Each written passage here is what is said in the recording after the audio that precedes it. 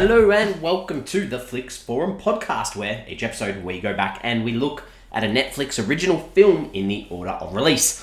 This episode we have Netflix 266th film from 2020. It's the Argentine psychological thriller The Crimes That Bind, or Crímenes de Familia. It's directed by Sebastian Schneider and stars Cecilia Roth, Miguel Angel Sola, and Sofia Gala Castellino. I'm Jesse. I'm writing here solo for this one. Don't know if you've heard about this one. If you haven't, and you're keen to check it out, give us a pause. Come back a little bit later on, because I'm going to jump into it and obviously spoil it at various stages throughout. But we start the show with the Fast Flicks, where we do a quick little summary of what the film is all about. So this one, it's about a mother who will do pretty much anything to support her son, even if it means neglecting those in the right. Ooh, I like that one. I'm happy with that one. I think that's intriguing enough to, if you still haven't decided you wanted to check it out, that might help you out a little bit. But let's talk about how this ended up on Netflix. Why is this a Netflix original film? I mean, this is that pandemic time as always, but we'll talk a little bit about how it came together. So this film had a lot of people involved in it, and they had specialists from the country office of the International Labour Organization for Argentina and UN Women actively participated in the pre-production of this film with the writing of the script. So that probably gives you a little bit of some insight into what this film's about, because this film is inspired by a true story, and it sort of echoes the real life experiences that women face every day all over the world, and this is meant to reverberate their stories, said Pedro Americo Futaro de Oliveira, who's the director of the ILO for Mexico and Cuba. This was submitted to the Golden Globes for the 78th foreign language film submission, which is a little bit interesting too. Cecilia Roth, one of the stars of this film, she wrote this on her Instagram about the film. So she said 3 years ago, Sebastian Schneider, who is the director of the film, she said they were having a drink in a bar near her house. We talked for a long hour without knowing each other about a script that did not yet have a title. I read it that same night, and a few days later I called. An unknown person had opened a door to a new world, his own. The intimacy of what is written is always disturbing when it breathes truth. Months and years passed before the project could be completed. It was shot in 4 weeks with a limited budget, a lot of prior rehearsal, a lot of surgical construction. There was little time, but a lot of dedication from an entire team, one family that would dive into another. It would not premiere in May in Argentina. May was not the May we assumed it would be, nor June, nor July, nor August. No month in which I found that it would be released was on the 20th on a platform that has millions of users, meaning Netflix. What happened? She says with a question mark. It's hard to explain, but it exploded on this strange dystopian planet where we live distanced from each other. It became the 4th most watched film on the planet. We've spent days in houses we don't know, in distant places, in distant countries, bringing this story closer to other stories. It's overwhelming, but today I decided to enjoy it. Why not? A drink and a toast to a good Netflix film. So Cecilia Roth, obviously very proud of this work, of this film that she's done. And I guess I haven't really, it's a little bit hard to go into too much context about the plot of this film. But obviously, there's lots in it that we can talk about as we go. This film had a tagline called Blood Never Lies. Really like that tagline in the context of this film, in relation to a mother and son. And around the world, different titles. In Spanish, it was called Family Crimes. In German, Crimes Connect. In Japanese, Family Crime, A Family's Mistake.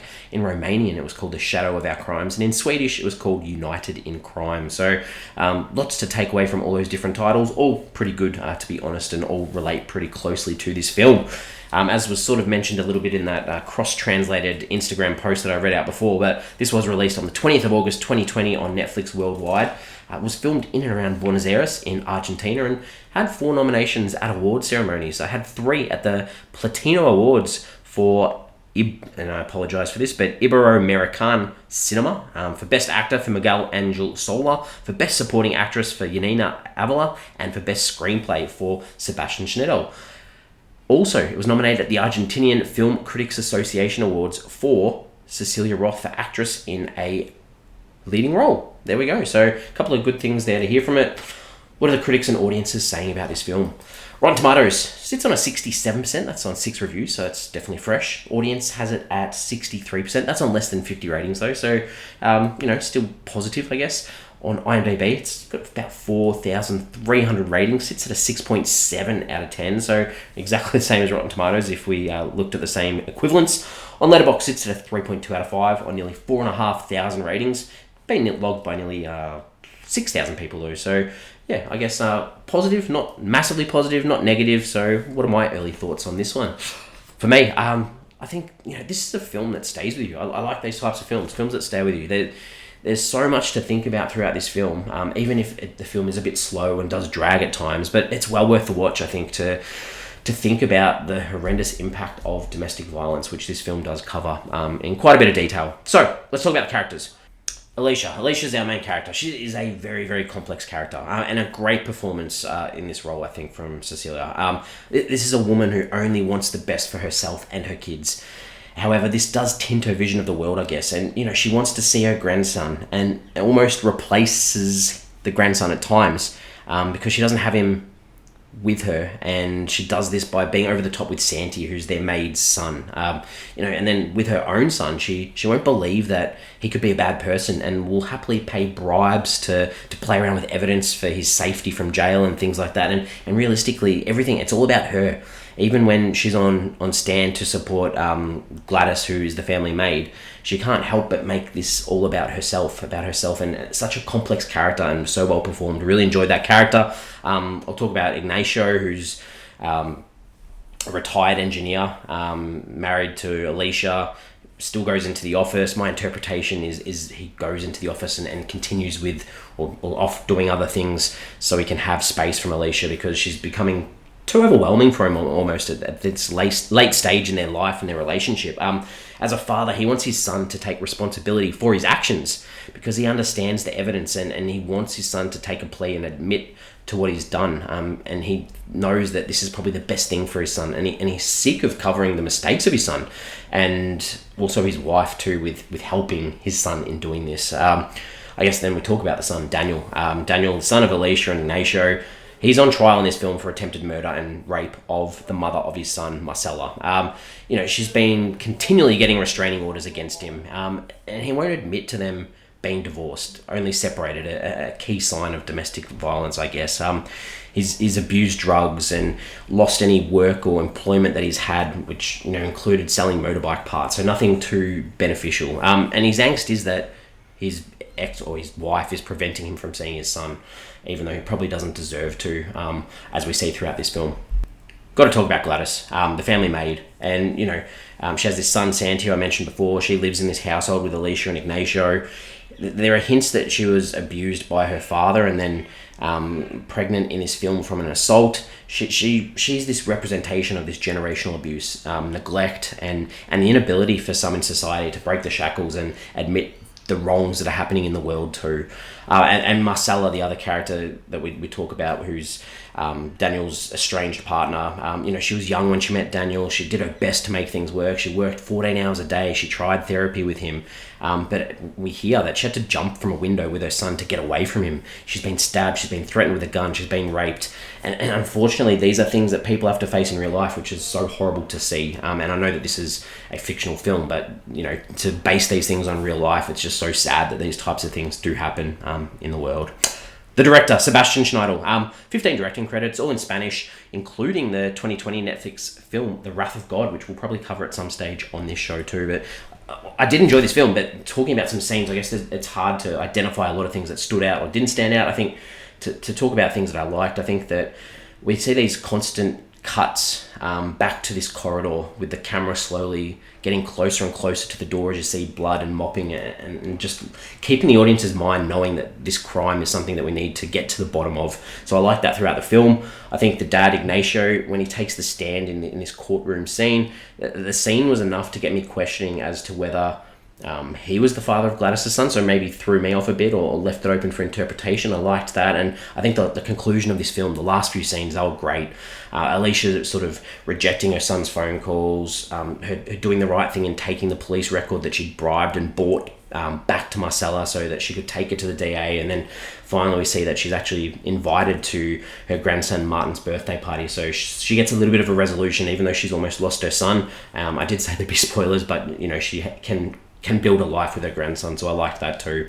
The only sort of thing I didn't like, I think one of the opening shots sets the scene of this big family house, there's family photos everywhere, and it sort of finished on a really poor photoshopped family portrait, which sort of made me laugh, and probably wasn't the way that I was supposed to start this film off. So very minimal there, but other than that, pretty decent film.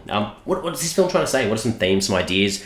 Obviously, there's a lot about gender violence, the consequences, not necessarily just the physical damage that can occur, but the psychological damage as well. The idea of domestic workers too, that we see this in this film, they're often educated, lacking rights. It's almost like labour slavery that can happen in these situations. This leads into the idea too of social status, that concern of those in the higher parts of society worrying about what others say, the idea of corruption with money and power, what can you actually get in society, and how that sort of advances those that don't have the money.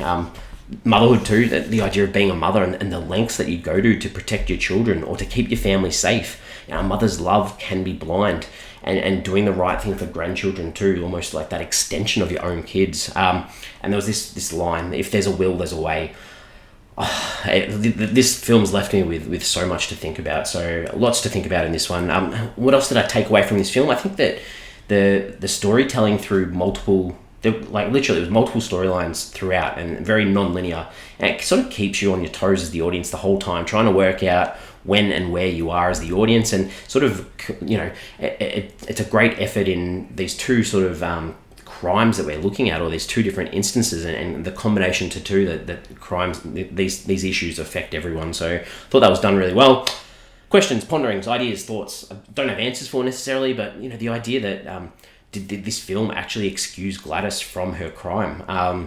I don't think so. We didn't get to see her out of jail as an audience, which is a little bit heartbreaking, I guess. It would have been nice. I don't know, maybe that's the point of the film, is that, it's not always a happy ending for everyone, but I don't think she was excused for actual crime in the end. I know I haven't mentioned what her crime was, but I don't think she was excused. The idea too is it easier to not see the truth sometimes. I think as a parent, that's possibly true. You don't want to, you want to take your kid's word and believe that they're telling you the truth, even if that truth is completely wrong and covering up some horrible things. And that idea too, what's the most important thing to you? Is it the way that you show yourself to the world? Is it the way that the world looks at you? Or is it your family? Or is it to do what's right? These are all questions that this film helps you contemplate, which are really well done. I think it's also good to see, especially towards the end of the film, it was nice to see an older generation change, especially through our mother character and our main protagonist, I guess, in Alicia, and that she was happy to get out of her set ways eventually. It took quite a bit, but she got there in the end, so that was nice to see as well. All right, ready to wrap this up. We give the film a rating out of 5 for me. This is well worth a watch. I think while this may appear at times to be a bit of a courtroom drama, it's a lot more than that. There's no big memorable speech, I guess, to prove someone's guilt like we've seen in lots of these big courtroom films. But it's those moments in between and the actions which lead to the outcome that needed to happen, but it's also the way that it gets there, and I think it should be appreciated. So I'm giving this film a 3.5 out of 5. Good score from me. Recommend this film. We are on socials. We've got Instagram, Facebook, and X, formerly known as Twitter. Question I want to put out there on our post this week, if hopefully you're giving us a follow and a like, was, so how do you stop yourself from judging someone? And this is sort of inspired by the quote at the end of the film. How do you stop yourself from judging someone? It's a very tricky thing to do, isn't it? Because first impressions are something that people often will judge on, and maybe that's not what we should be doing. We should be taking in the context of everything that's going on around as well. So thanks for hanging around this chat. We're back again next week. Next week we've got another film from 2020, but this one is an action comedy called The Sleepover. This is directed by Trish Ciel. It stars Sadie Stanley, Maxwell Simpkins, Ken Marino, Crete Chichino, Lucas J, Carla Souza, Anuka Omuka, Eric Griffin, Joe Manganiello, and Malin Ackerman. That's what we've got. Get on board. I'm keen to check it out as we get through these Netflix original films of 2022. Thank you for joining me today. Hope you've enjoyed this chat. Give this film a watch if you can, and I'll see you next time.